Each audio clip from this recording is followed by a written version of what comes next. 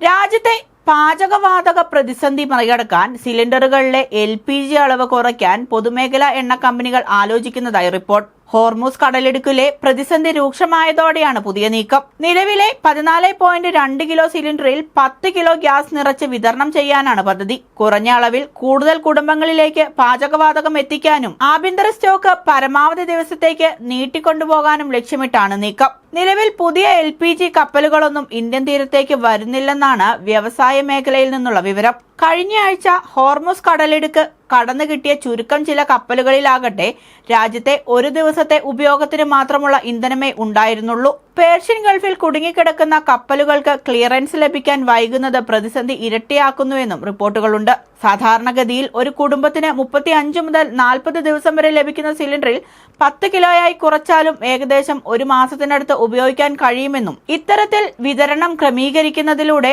ദൗർലഭ്യം കുറയ്ക്കാമെന്നുമാണ് അധികൃതരുടെ കണക്കുകൂട്ടൽ.